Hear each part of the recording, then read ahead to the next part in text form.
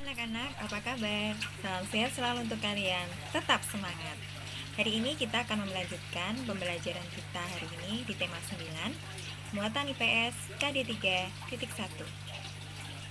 KD 3.1 mengidentifikasi karakteristik geografis Indonesia sebagai negara kepulauan atau maritim dan agraris serta pengaruhnya terhadap kehidupan ekonomi, sosial budaya, komunikasi, serta transportasi. Kalian tentunya tahu, Indonesia merupakan negara kepulauan dengan jumlah pulaunya lebih dari 17.000. Secara geografis, Indonesia terletak di antara dua benua dan dua samudra, benua Asia dan Australia, serta Samudra Pasifik dan Samudra Hindia. Secara astronomis, Indonesia terletak pada 6 derajat lintang utara sampai 11 derajat lintang selatan dan 95 derajat bujur timur sampai 141 bujur timur. Letak astronomis adalah letak suatu wilayah berdasarkan garis lintang dan garis bujur. Masih ingatkah apa yang dimaksud dengan garis lintang? Garis lintang adalah garis hayal yang membentang secara horizontal di atas permukaan bumi. Nah, sekarang garis bujur adalah garis hayal yang membentang secara vertikal di atas permukaan bumi. Nah, untuk jelasnya, sekarang kalian amati bedanya garis lintang dan garis bujur. Sekarang kita akan masuk ke kenampakan alam. Kenampakan alam atau juga disebut bentang alam merupakan segala sesuatu yang nampak di permukaan bumi.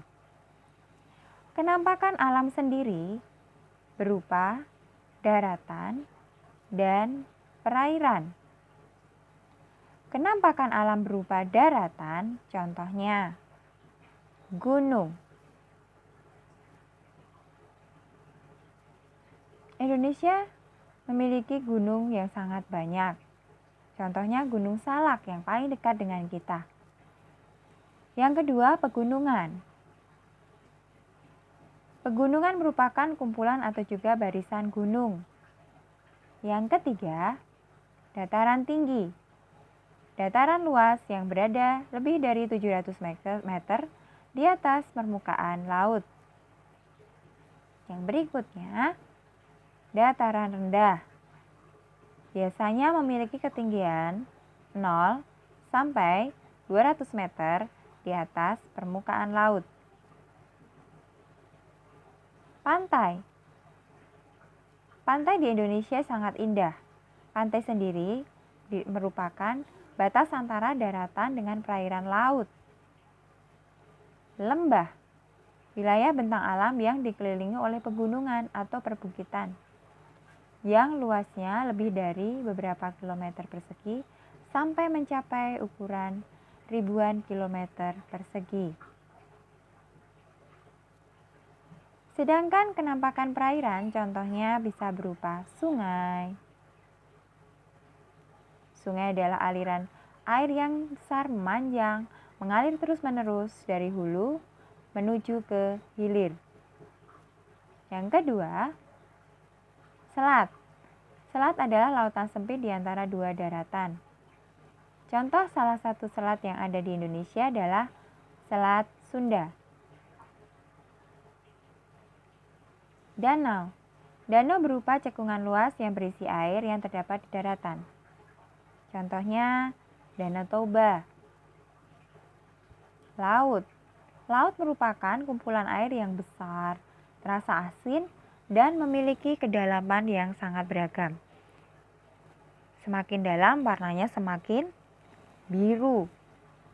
Rawa adalah daerah rendah yang tergenang air, dan biasanya di rawa ini ditumbuhi berbagai macam tumbuhan air seperti eceng gondok. Indonesia dengan kenampakan yang beragam ini pula menyebabkan kehidupan masyarakatnya pun berbeda. Penduduk di daerah dataran tinggi contohnya memiliki mata pencaharian sebagai pekebun, perkebunan teh, atau juga perkebunan kopi. Sedangkan untuk penduduk yang tinggal di dataran rendah, mereka biasanya bercocok tanam sebagai petani sawah dengan menanam padi contohnya. Untuk penduduk yang tinggal di pesisir pantai, mayoritas mereka bekerja sebagai nelayan. Sedangkan yang tinggal di daerah perkotaan, mereka mayoritas bekerja di kantor. Berbeda dari pekerjaan, cara berpakaian mereka pun berbeda. Untuk orang yang tinggal di daerah pegunungan atau dataran tinggi, biasanya menggunakan pakaian tebal karena udaranya sangat dingin. Sedangkan di dataran rendah atau pesisir pantai, karena udaranya cukup panas, biasanya menggunakan pakaian berbahan katun agar bisa menyerap keringat dan tidak panas. Baik anak-anak, cukup sekian dulu ya belajar kita hari ini. Semoga apa yang telah kita pelajari hari ini, baik tentang letak astronomis Indonesia dan kenampakan alamnya, dapat berguna untuk kalian semua. Tetap semangat hari ini, tetap jaga kesehatan, dan tetap sayangi keluarga. Sampai jumpa.